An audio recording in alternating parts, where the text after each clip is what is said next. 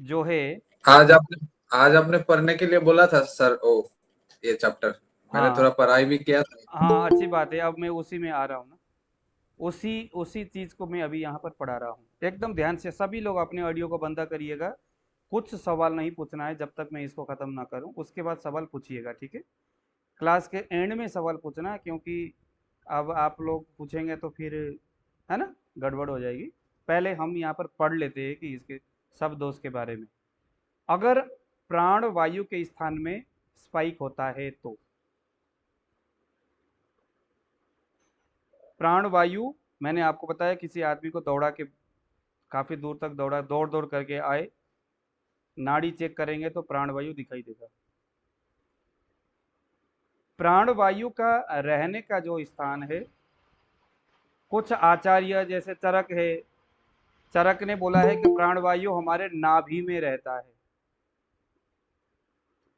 नाभि में रहता है, लेकिन हम प्राणवायु को हृदय में स्थान मानते हैं। बाकी जो आचार्य है हृदय में, जैसे सारंगधर संहिता है, उसमें लिखा हुआ है जो प्राण वायु है वो हृदय में रहता है। ध्यान से सुनिएगा, क्योंकि यही वो बात है जो आपको नाड़ी परीक्षा में एकदम दक्ष बनाएगा। कहाँ रहता है? हृदय में, नाभि में। और इसकी गति देखो जरा, प्राणवायु जो है इसकी दो अवस्था हम इसको देख सकते हैं। प्राणवायु मोटा मोटी हृदय से चल के आपके लंग्स में, आपके गले में, आपके छाती में, आपके गले में, आपके मुंह में और आपके सिर में, ये नीचे ऊपर करता है। इन स्थान में प्राणवायु का काम है।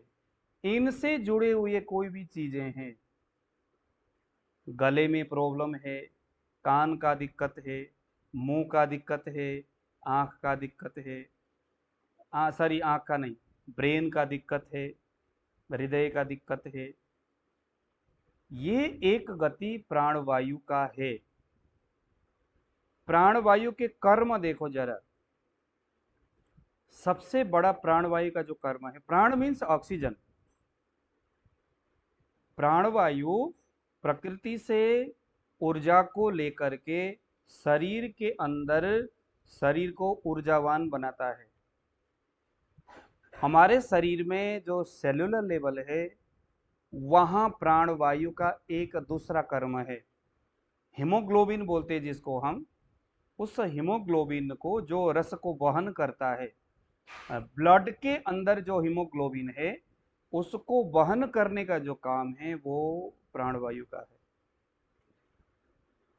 समूचे शरीर में ऑक्सीजन को लेके जाना, समूचे शरीर में हीमोग्लोबिन का जो काम है वह प्राणवायु का है।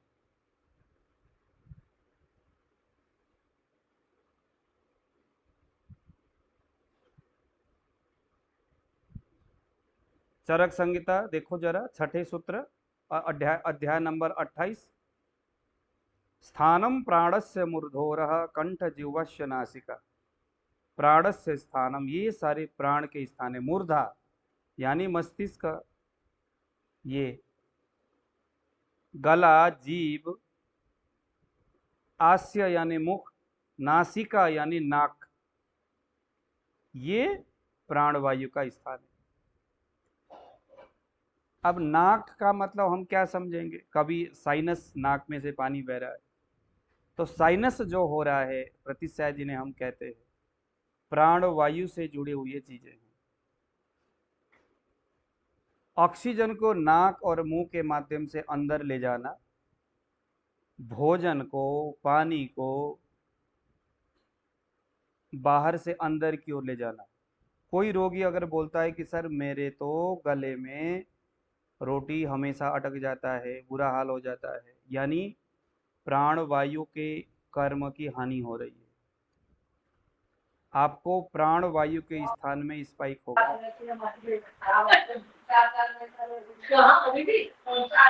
प्रकाश जी प्लीज अपने ऑडियो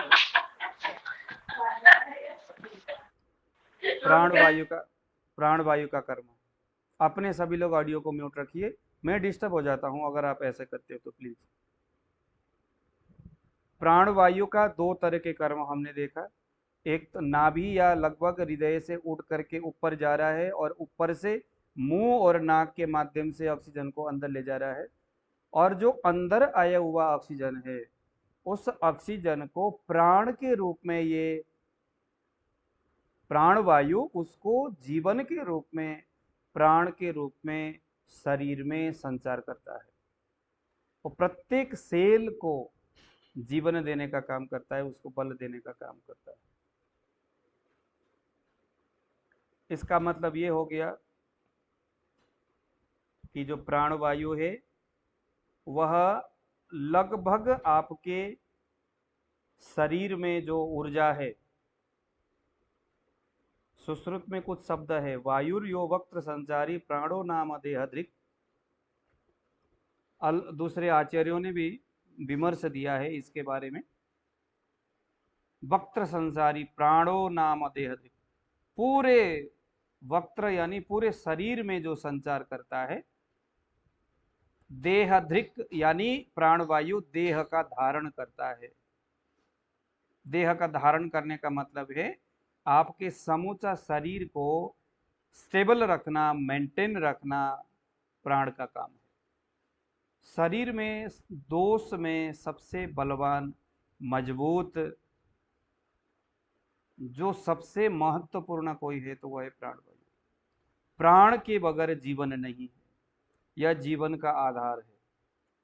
सोन्नम प्रवेशयन्तः, यह अंत यानी आपके श्लेष्म स्थान में, कफ का जो स्थान है आमाशय में, अन्नम प्रवेश, अन्न को वहां तक खींच करके ले जाता है। प्राणां स अपि अवलंबते, ये आपके प्राणों का अवलंबन करता है, प्राणों का अवलंबन करता है। प्राण का मतलब क्या है? प्राणवायु हम देख रहे, प्राणवायु के विषय में ग्रंथ ने क्या बोला? ये प्राणों को अवलंबन करता है। अगर ये प्राणों को अवलंबन करता है तो प्राण क्या चीज है? खुद प्राण होकर के दूसरे प्राण को अवलंबन कर रहा है।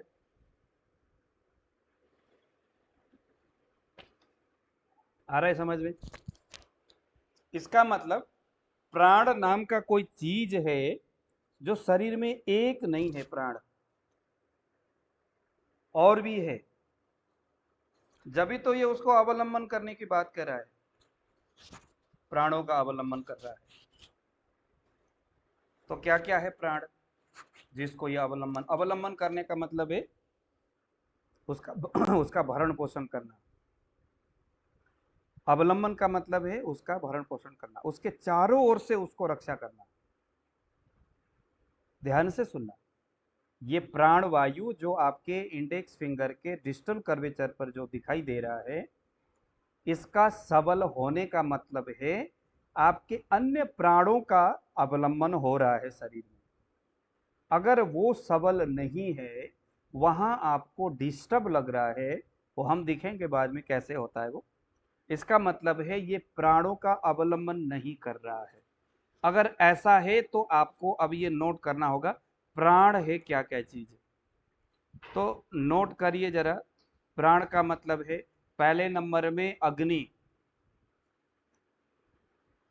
दूसरे नंबर में कफ, तीसरे नंबर में वायु। पहले में आया अग्नि, दूसरे में आया कफ, तीसरे में आया वायु।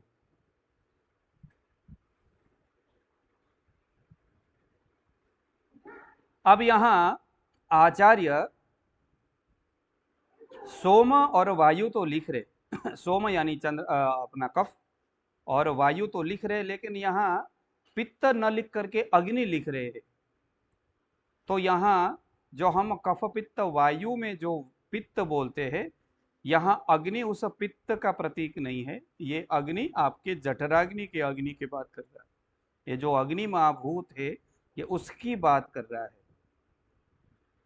5 जो प्राण होते हैं शरीर में, उन अग्नि का नाम, उस प्राण का नाम क्या क्या है? 5 तरह के होते हैं। पहले का नाम है अग्नि, दूसरे का नाम है कफ, तीसरे का नाम है वायु, चौथे का नाम है इंद्रियां जो ज्ञानेंद्रिय है, और पांचवें का नाम है मन। ये प्राण है, पंच प्राण बोलते हैं इसको। एक तो दोष में प्राण अपान आ गया, वो प्राण एक और है। वह प्राण पंच प्राण का अवलंबन यानी उसका भरण पोषण करता है। कहने का मतलब है अग्नि, कफ, वायु, इंद्रिय और मन, ये इनका भरण पोषण करता है। यानी अगर आपको प्राणवायु में स्पाइक दिखता है और विकृत दिखता है, प्राणवायु में स्पाइक वायु के जैसा नहीं दिखता है, यानी आपने पूछना है कि भैया अग्नि की स्थिति कमजोर है क्या? आप ध्यान से सुनना। जब हम अग्नि की बात करते हैं तो ये वो अग्नि है जो शरीर के बल का निर्धारण करता है। लिखिए जरा उस अग्नि के नीचे शारीर बल। देखो चीजें आयुर्वेद में कहां से कहां घूमते हुए जा रहा है। प्राण वायु जो प्राण है, जो हमारे डिस्टल कर्वेचर में लग रहा है, वह प्राण वायु को रिप्रेजेंट करता है। वह प्राण वायु पूरे समूचे शरीर में ऑक्सीजन को लेके जाता है। आगे बोला आचार्य ने कि ये प्राण वायु पंच प्राणों का अवलंबन यानी उसका भरण पोषण करता है। अब ये पंच प्राण में एक प्राण का नाम है अग्नि। उस अग्नि के नीचे लिखिए कि यह जो अग्नि है, यह जो अग्नि है, ये हमारे जठराग्नि में जो अग्नि है, ये उसकी बात कर रहा है, पित्त की बात नहीं कर रहा है। जो जठराग्नि है वो शरीर बल को निर्धारित करता है। शरीर अग्नि शरीर बल को निर्धारित करता है, यानी शरीर बल को वो मेंटेन करता है। लिखिए उस अग्नि के नीचे एक एरो देकर के वहां शरीर बल लिखिए। शरीर बल के नीचे एक और एरो दीजिएगा और वहां लिखिए कि शरीर का जो बल है वह रस से लेकर के शुक्र धातु पर्यंत जो धातु का ओज है, वह ओज शरीर के बल को डिसाइड करता है। अगर कोई आदमी प्राकृत रूप से बलवान है, इसका मतलब है शरीर बल उसका शरीर का जो ओज है उसकी कमी, उसका अच्छा है। शरीर बल अच्छा है यानी शरीर का ओज अच्छा है। रस रक्त मांस में अस्थि मज्जा शुक्र, इससे निकलने वाली जो ओज है वो उसका सबल है। यह जो ओज है, ओज का निर्माण कैसे होता है? व्यायाम से। उस व्यक्ति की शारीरिक एक्टिविटी से शरीर बल यानी शरीर का जो ओज है वो निर्धारण होता है। तो अब हम कहाँ आगे नीचे जोड़ते हुए, तो सबसे पहले अब नीचे से देखते हुए जाए। आपको अगर डिस्टल कर्वेचर पर वायु के प्राण वायु में स्पाइक दिखाई दे रहा है, इसका मतलब है आपको नीचे से सोचना है। भाई साहब आप कितना व्यायाम करते हो? अगला बोलता है कुछ नहीं सर, व्यायाम क्या करना। व्यायाम नहीं करता है इसीलिए प्राणवायु दिखाई दे रहा है। क्या आपको शरीर में कमजोरी महसूस होती है? क्यों? क्योंकि व्यायाम के अभाव में उसके शरीर का जो धातुओं का ओज है वो परफेक्ट नहीं तैयार हो रहा है। ओज ही शरीर बल का प्रतीक है। तो व्यायाम नहीं, ओज नहीं, ओज नहीं, शरीर बल की कमी। यानी अब वहां आप पेशेंट को कह सकते हैं सर आपको आलस्य आता है क्या? आपको कमजोरी होती है क्या? सेक्स पावर की कमी है क्या? मन नहीं लगता है, थका थका लगता है क्या? ओज बल की हानि हो रही है, शरीर बल की हानि हो रही है, प्राकृत अग्नि बल की हानि हो रही है। क्योंकि अग्नि को हम कहाँ जोड़ते देख रहे? पांच प्राण में। पांच प्राण में से एक प्राण क्या है? अग्नि है। आ रहा है समझ में आप लोगों को कैसे कैसे जोड़ा है मैंने? अब ये चीज हमें कैसे डिसाइड करना है, कब बोलना है? आपने डिस्टल कर्वेचर पर फोकस किया, प्राणवायु में आपने देखा, जैसे मैंने आप लोगों को बताया था ना, कफ पित्त वायु के spike, HUF HUF HUF HUF तेजी से उछल रहा है, लेकिन बहुत ज्यादा तेज भी नहीं है, ठीक ठाक तेजी से।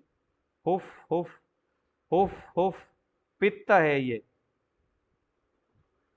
HUF HUF HUF HUF HUF वायु है ये। HUF HUF HUF HUF. यानी आपको प्राणवायु में स्पाइक तो दिख रहा है, लेकिन कफ जैसा, मरा मरा सा, धीमा धीमा सा। और हम पीछे से क्या सीखते आए हैं? कम से कम 50 से लेकर के 60 तक, या 55 टू 60, ये हमारा कफ का प्रवृत्ति है। तो समूचे नाड़ी में आपने 1 मिनट में स्पाइक देखा, 50 से 55 तक है, और यहाँ वायु में प्राण दिखाई दे रहा है।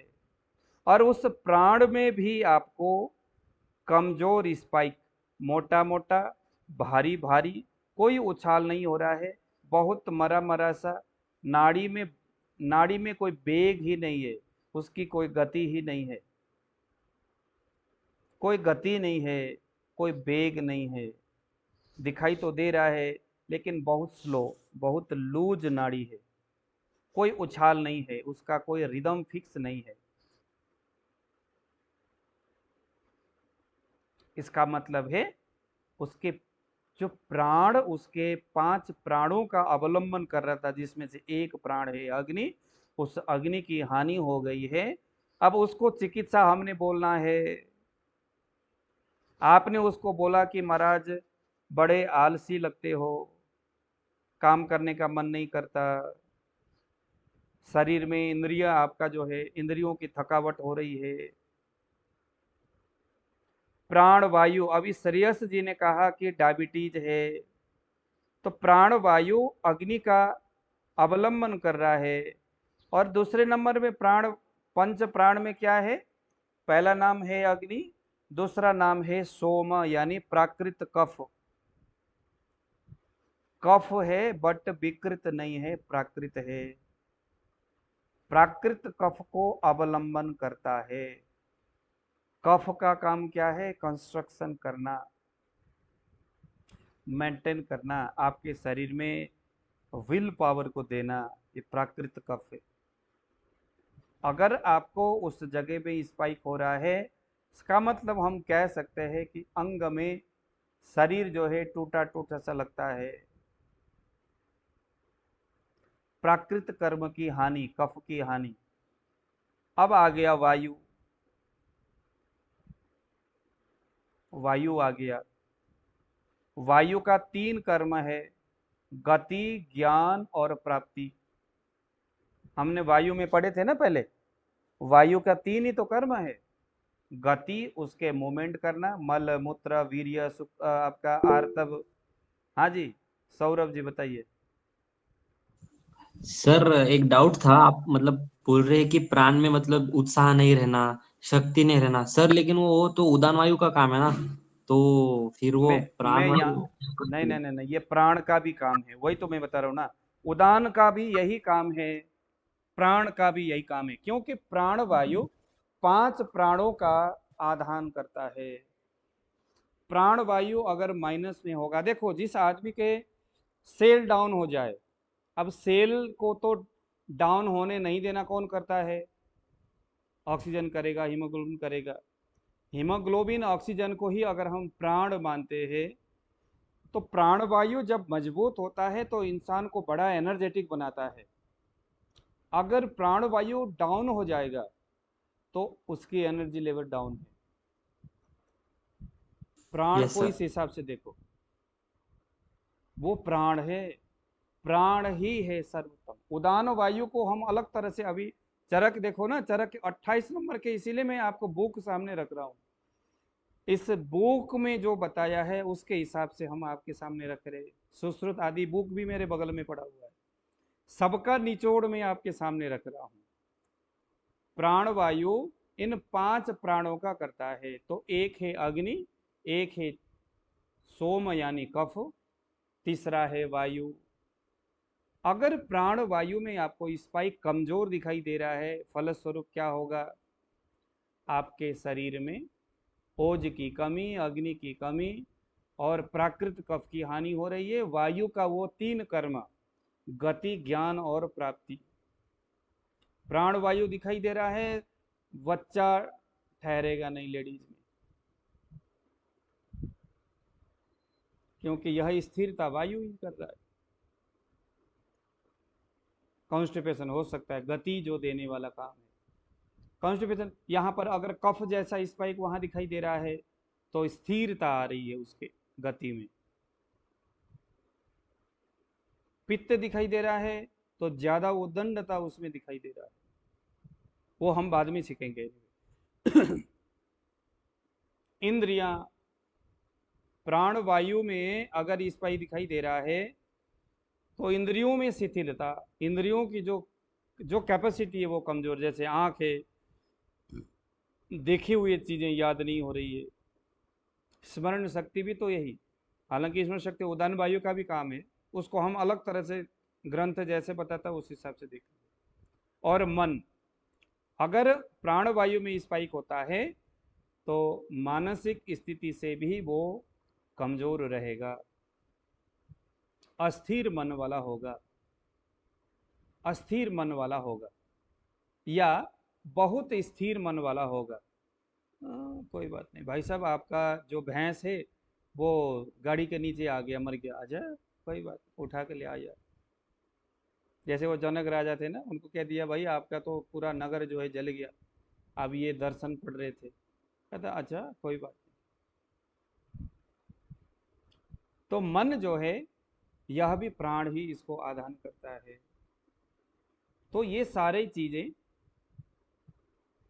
प्राणवायु, नाभि, हृदय और सिर, इन तीनों स्थान को अवलंबन करता है, नाभि को, हृदय को और सिर को।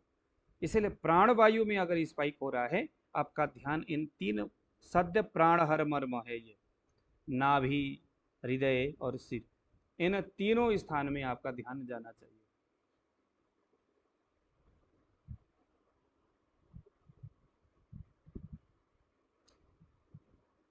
प्राणवायु में अब देखो एक चीज और बताता हूं, जहां प्राण दिखाई दे रहा है जिस पॉइंट में, ये भी समझने वाली बात है कि यहाँ वायु, अक्सर आप किसी के भी नाड़ी चेक करेंगे, सभी के नाड़ी आपको यहीं दिखने वाला है,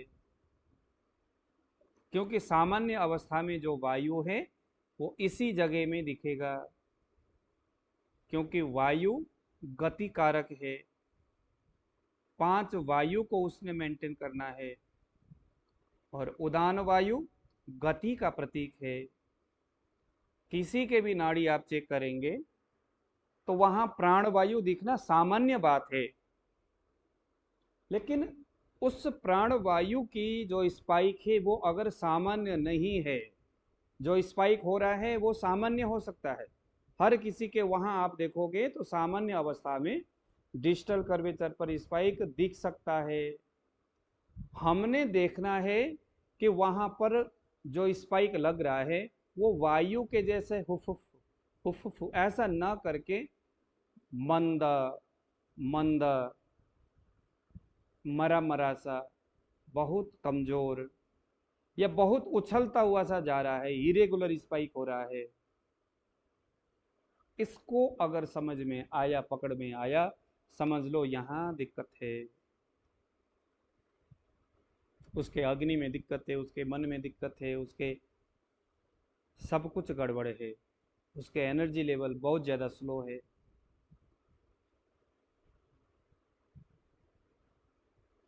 उंगली लगाने से अब ये कैसे पता चलेगा, कैसे पता, अब ये जो अभी मैं आपको बता रहा हूँ ये हर किसी में आपको अप्लाई करना है।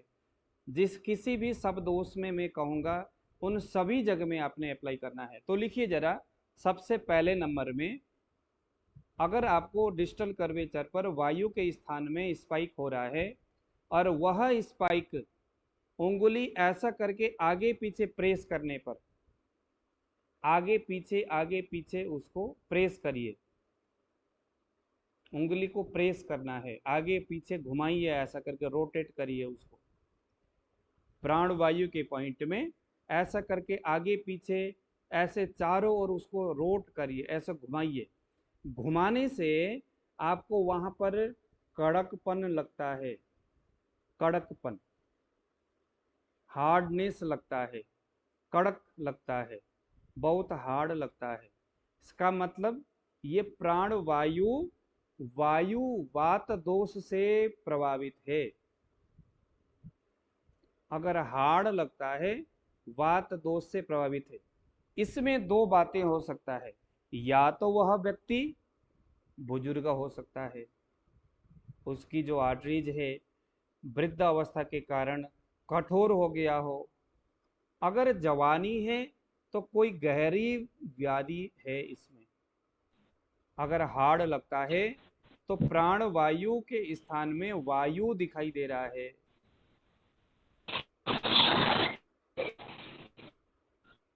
उंगली, संजय जी प्लीज आप इसको बंद करिएगा। उंगली लगाने से जरा सा आपने प्रेस किया, डिस्टल कर्वेचर आपको समझ में आ रहा है, डिस्टल कर्वेचर समझ में आ रहा है, प्राण वायु समझ में आ रहा है। बट जब आप ऐसा करके उसको रोटेट करते हो, उसको आप थोड़ा घुमाते हो, तो वहां एकदम गीला गीला सा, भरा भरा सा, गीला गीला सा, चिपचिपाहट वाला, ऐसा लगता है जैसे आप क्ले, जो आपको पता है क्ले नाम का एक चीज होता है जो बच्चे खिलौना बनाते हैं, उसके थोड़ा सा गीला गीला सा, ऐसा लगता है जैसे कि आप एक बैलन के ऊपर हाथ रख रहे हो, कोई गुदगुदा टाइप का कोई चीजें हैं ऐसा लग रहा है। अगर, और बहुत स्लो, धीमा नाड़ी चल रहा है, इसका मतलब ये प्राण वायु में कफ आया हुआ है। तो इसको हम कहेंगे कफावृत प्राण वायु।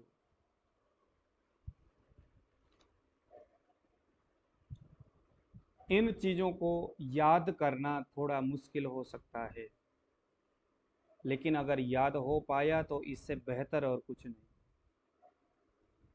उस जगह में उंगली को ऐसा घुमाने से, हल्का सा नीचे ऊपर प्रेस करने से, घुमाने से, गुदगुदा सा, गिला गिला सा, कुछ भरा भरा सा, कफ जैसा, बलगम जैसा, ऐसा जैसे क्ले के ऊपर हाथ रख रहे हो, ऐसे जैसे हम गाल में हाथ रखते हैं ऐसे करके।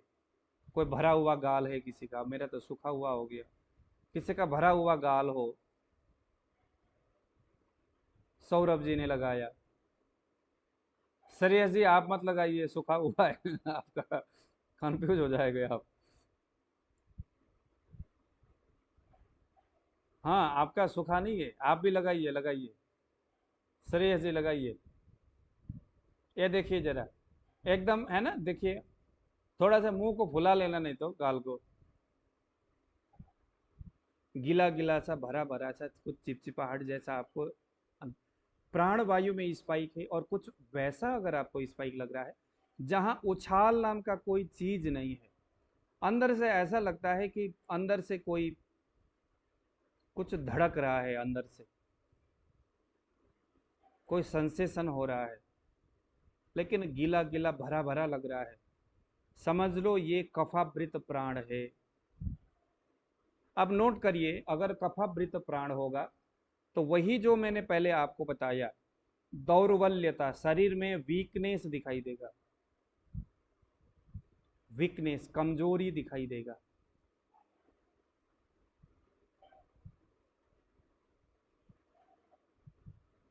दौर्बल्य, वीकनेस दिखाई देगा। पूरा शरीर जो है एकदम आलसी टाइप का रहेगा, उबासी या अनिद्रा जैसे स्थिति रहेगा। वैरस्य, जीव में रस की हानि होगी, क्योंकि प्राणवायु का काम क्या है? मुंह से, क्योंकि जीव में तो जीव तो प्राणवायु है ही, उसका काम हम अपने अभी हमने पढ़ा था। वैरस्य, छींक आएगा, डकारे आएंगे, श्वास कास रहेगा, अरुचि रहेगा, भोजन में अरुचि, कॉन्स्टिपेशन रहेगा, वोमिटिंग टेंडेंसी रहेंगे, डिप्रेशन रहेगा और ओजक क्षय रहेगा, क्योंकि ओज का निर्माण करने वाला वायु और कफ जाकर के वायु के सामने बैठ गया। अगर इस तरह का नाड़ी आप में दिखता है तो यहां उसमें 2 चिकित्सा कंपलसरी है। पहला उसको बोलना है भैया आप योगासन कर लो। ये कफावृत से अवसाद भी होता है, अभी मैंने कहा, यानी डिप्रेशन, मानसिक तनाव भी हो सकता है। अगर मानसिक तनाव है तो मेडिटेशन कंपलसरी है। अगर वात प्रधान शरीर है और अगर कमजोर नहीं है, वात प्रधान शरीर नहीं है, कमजोरी नहीं है, तो दीपन पाचन करके सही विधि से यहाँ एक वमन करा देना, क्योंकि जिसने आवरण किया है उसको सबसे पहले बाहर निकलना होगा। और अगर कफ ने आवरण किया है तो डेफिनेटली कफ को बाहर पहले वमन के माध्यम से निकालना है। फिर उसके बाद प्राणवायु का कोई समन चिकित्सा नहीं, शोधन चिकित्सा नहीं, प्राणवायु का समन ही होगा। प्राणवायु के लिए क्या चिकित्सा है? मेडिटेशन, व्यायाम, सात्विक भोजन, सात्विक कर्म, ये सभी चीजें प्राणवायु को हीलिंग करेगा, विशेष करके व्यायाम। अगर कफ से आवृत होगा ये प्राण तो आपके डिस्टल कर्वेचर पर उसी प्राण के स्थान में इस तरह से नाड़ी दिखाई देगा। मैं आपको वो चीज सिखा रहा हूं कि अब यहां सिर्फ एक उंगली से, आपके तर्जनी वायु के उंगली से तकरीबन सभी रोग आप पकड़ सकते हैं। लेकिन अगर डिस्टल कर्वेचर प्राण के स्थान में जैसे ही आप उसको प्रेस करते हो तो अंदर से उछाल मार रहा है वो जोर से, ऐसा लगता है कि कोई अंदर से आपकी उंगली को ऊपर धक्का मार रहा है, यानी यहां प्राण के स्थान में पित्त आ गया, अंदर से धक्का मार रहा है। उंगली जब आप लगाओगे तो अंदर से ऐसा लगता है कि कोई जोर जोर से मार रहा है, प्रेस कर रहा है। अभी राम जी समझ में आया? सौरभ जी आया समझ में? कफ के आवरण हमने माना कफ जैसे स्पाइक प्राणवायु में हो रहा है, पित्त के आवरण हमने माना पित्त जैसा स्पाइक प्राणवायु के स्थान में हो रहा है।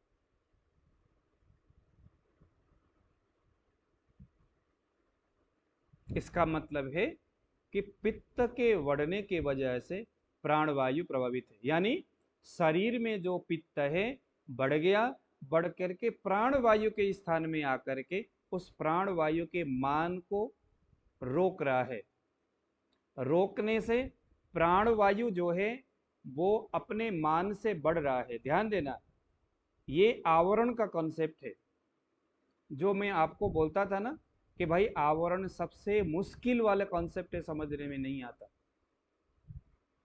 अगर डिस्टल कर्वेचर प्राणवायु के स्थान में आपको जोर जोर से स्पाइक लग रहा है, नीचे से कोई धक्का मार रहा है, ऐसा लगता है कि कोई उफान सा आ रहा है और मेरे उंगली को जोर से मार रहा है, शार्प होकर के मार रहा है, ऐसा देखिए, ऐसा मार रहा है, ढुक ढुक ऐसा करके मारता है, शार्प होकर के मारता है, जोर से मारता है। ढुक ढुक ऐसा अगर मारता है तो ये प्राण के स्थान में पित्त आ गया। आप चरक में देखिए जरा, क्या बोलते हैं, पित्तावृत प्राण बोलेंगे इसको, पित्तावृत प्राण। पित्तावृत प्राण में प्राण का नहीं, पित्त का चिकित्सा करना है। कफावृत प्राण में प्राण का नहीं, कफ का चिकित्सा करना है। पहले कफ को ठीक करना है, फिर बिगड़ा हुआ प्राण को ठीक करना है। जैसे एक आदमी ने दारू पिया, दारू पी करके किसी के पास जाके झगड़ा किया और बात काफी दूर तक पहुंच गई। तो अभी सबसे पहले हम उस व्यक्ति ने किस किस से झगड़ा किया उससे बाद में निपटेंगे। पहले उसने जो दारू पिया है कुछ नींबू चटा करके दारू को कम करेंगे। जिसने वायु को बढ़ाया है पहले उसको कम करेंगे। अब ये बढ़ने और बढ़ाने की जो कॉन्सेप्ट है वो भी इसको ध्यान से सुनिएगा। यहाँ कफ आया है, पित्त आया है, और पित्त प्राण वायु को रोक रहा है, तो पित्त का आवरण प्राण में हो रहा है। तो जो रोकने वाला पित्त है उसके मान कम होगा और जिसको रोका गया उसके मान बढ़ेगा।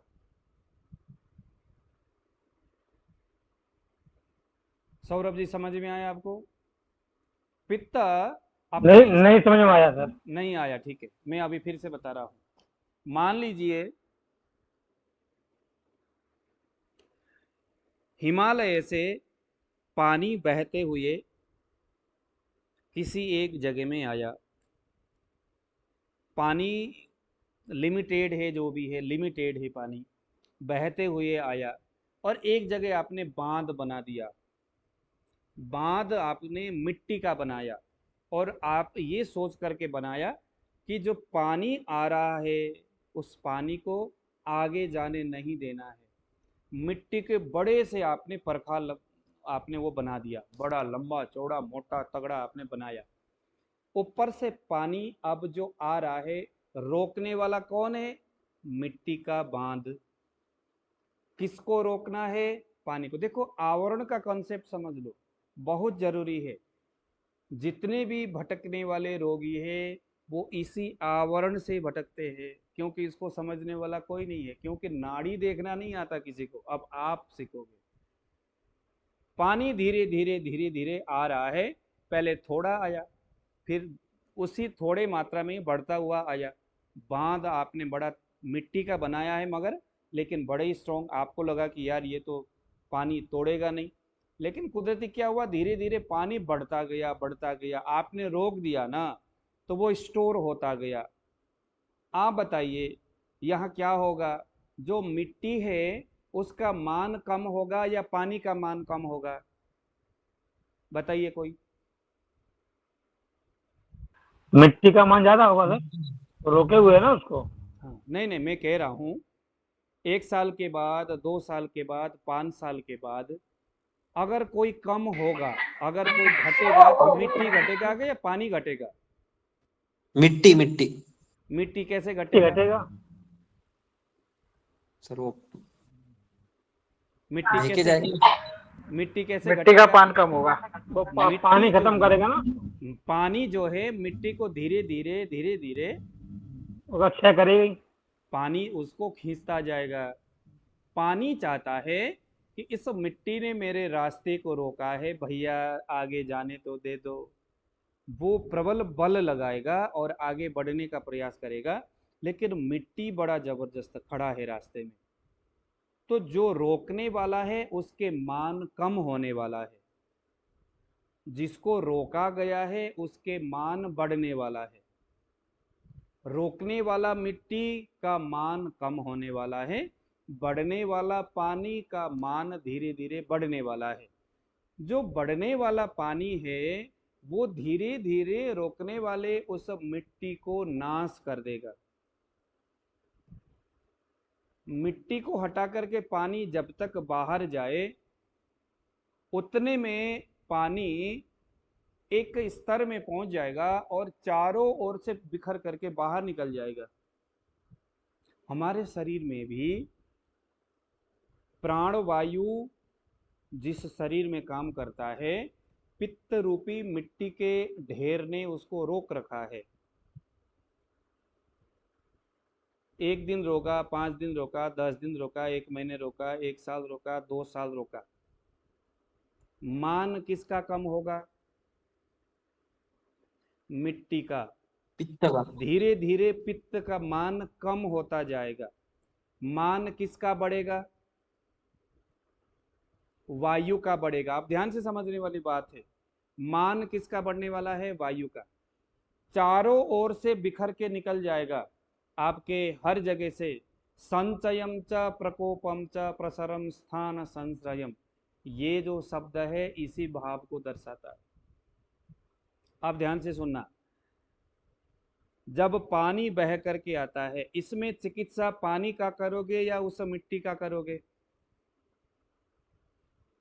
कोई आदमी है पानी के मान ज्यादा देख करके वो क्या करेगा? उस पानी को चूस के फेंकेगा, अलग सा बाल्टी से निकाल के फेंकेगा, या उस मिट्टी के बंधन को निकाल के फेंक देगा? बताइए क्या करेगा वो?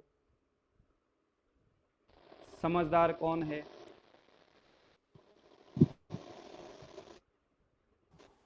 सर बंधन को निकाल के फेंक देगा ना? बंधन को फेंकना चाहिए। मिट्टी के लेकिन दूर से देखो अगर आप, क्योंकि पानी पूरा भरा भरा हुआ है, दूर से अगर आप देखोगे तो आपको पानी दिखेगा कि मिट्टी दिखेगा? दूर से देखने पर आपको क्या पानी दिखेगा? दिखेगा। पानी दिखेगा। दिखेगा, मिट्टी नहीं दिखेगा। अब देखो, अगर पित्त रूपी मिट्टी ने पानी रूपी प्राणवायु को रोका है तो दिखेगा वायु। वायु के, प्राणवायु के कर्म दिखेगा शरीर में। अब लिखिए जरा, पित्तावृत प्राणवायु में वोमिटिंग होगा, दाह होगा, मूर्छा होगा, चक्कर आएगा, दर्द होगा, उदर में जलन होगा। इसमें ज्यादातर वायु के ही, मिर्गी का दौरा आएगा, ये सारी चीजें होंगे। पागलपंती होगा, गले में जलन होगा, थायराइड हो सकता है, गले में जलन होगा, जीभ में अल्सर हो सकता है। ज्यादातर वायु के गुण आपको दिखाई देगा। और अगर आपको ये नाड़ी परीक्षण का यह भेद नहीं पता है तो आप किसका चिकित्सा करोगे? उस वायु का ही चिकित्सा करोगे। और वायु गर्म और स्निग्ध यानी चिकने चीजों से वायु बढ़ता है। जैसे ही आप कोई गर्म दवाई खाओगे तो क्या होगा? पित्त रूपी मिट्टी और ज्यादा बढ़ जाएगा। मिट्टी जब बढ़ेगा तो पानी और ज्यादा स्टोर होगा, चारों ओर से पानी बिखरेगा। यानी चिकित्सा किसका करना चाहिए था? उस मिट्टी का करना चाहिए था। मिट्टी को निकालोगे तो पानी अपने आप सही रास्ते से निकल जाएगा। अब यहाँ पता तो है ही नहीं वैद्य को। रोगी बोलता है सर जलन हो रही है, जलन हो रही है। रोगी बोलता है सर मेरे को बहुत ज़्यादा मेरे को चक्कर आ रहा है सर। सर मुझे तो बहुत ज़्यादा, मेरे को मिर्गी जैसे दौरा आ रहा है सर। अच्छा, ये तो सारा भैया वायु का गुण है। ये तो सभी, हाँ ये सभी क्या है? प्राकृतिक रूप से वायु का गुण है। चिकित्सा आप वायु के विपरीत करोगे और वहीं आप फंस जाओगे। प्राण वायु में पित्त का स्पाइक दिखता है तो वमन, दाह यानी जलन, मूर्छा, चक्कर आना, शरीर में कहीं दर्द होना और पेट से संबंधित विकार होना, ये प्राण में पित्तावृत प्राण है। तो आज हम इतना ही पढ़ेंगे, इसको नोट करिएगा और आप लोग इसके ऊपर बहुत ज़्यादा ध्यान रखिएगा। इन शब्दों को हूबहू इसी हिसाब से। आप लोगों को समझ में आया कि नहीं आज?